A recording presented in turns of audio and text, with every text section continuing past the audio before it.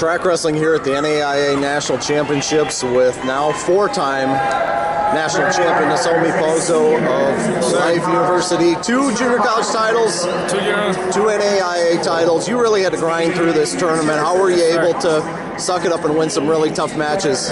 I know it's so mental.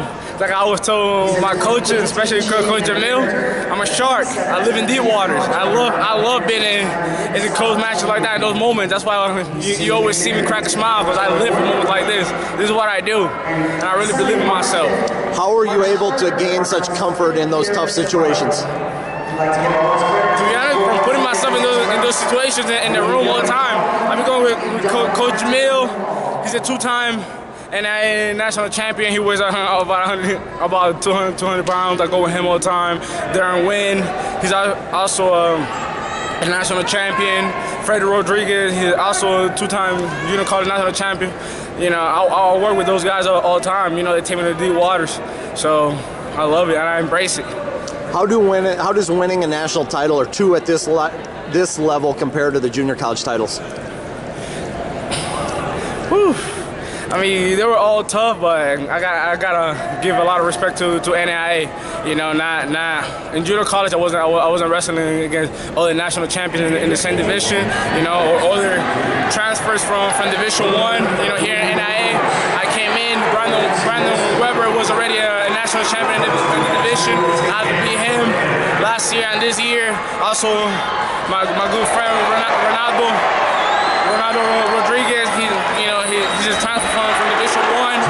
You know, he was a really tough match in the semifinals. He went to a sudden victory. So, you know, I really had to grind it out. What do you appreciate about the battles with Weber? He always comes to wrestle. You know, he comes, you know, he gives his all, and then at the end, win or lose, he doesn't, you know, he's a very, very respectful guy. You know, great opponent. How did you wind up at Life University? I ended up at Life University? Yeah, how did you end up there? Well, you were at Oklahoma, right? Yeah, I was at Oklahoma, and then things didn't work out there for me academically, so Coach Omi Acosta, he had just gotten the job at Life U. Me and Omi have been friends since before. He'd been trying to recruit me to Grandview when he was at Grandview, and then he got the position at Life, so I just, you know, he offered me an opportunity, and I just took it. It was closer to home. I'm from Miami, Florida. Originally from Cuba, but you know, my family's in Miami, Florida. I went to high school in Miami, and it was just closer. The weather, you know, nicer. For a boy, I can't be in this cold weather, man. Well, if memory serves me correct, you won a JUCO title in this building, and yes. And you and Joance, right? Yeah, Joance and Mejia. And you guys grew up together in Cuba? Is that correct? We grew up together in Cuba. Went to the same boarding school for wrestling and everything. That's my brother. When did you come to the United States? I came to the United States in 2008, August 2008. What was the journey like to get here? It was great. I mean, it was tough. It's a process to be able to get here. My aunt came first. Then she brought my grandma over, and then later on, like 2 years later, I came with my mom, my dad, and my two other brothers. Did you start wrestling here or back in Cuba? I started wrestling in Cuba when I was about 8 or 9 years old. Yes. What was the youth system like there? Very intense, very strict. Like I said, we were in boarding school, so we went to school Sundays, and then we stayed at school, slept at school, ate at school, everything. Training in the morning, training in the afternoon, and we only went home Friday nights. We stayed home Saturdays, and then Sunday back to school. So that's how I grew up.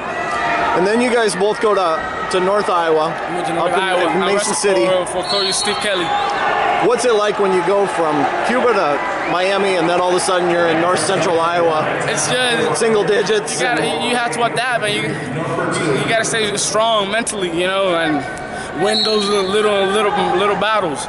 First, you know, the language barrier. You know, we had to put, you know, we had have to work really hard, you know, in the books, everything, to learn the language, a different wrestling style. We wrestle freestyle back in Cuba, then here is folk style, so we have to adapt, you know, and overcome all those obstacles. What's next for you? What's in your future? To be honest, I'm very, you know, I don't want to say confused, but to be honest, I don't know what's next for me. You know, I've been training a little bit MMA. I might do that. I might try to make a world team, keep competing in wrestling, but I'm not sure. I might stay on coach a life for a little bit, or you know, anywhere else where there's an opportunity for me. I feel like I'll be a good fit as a coach as well.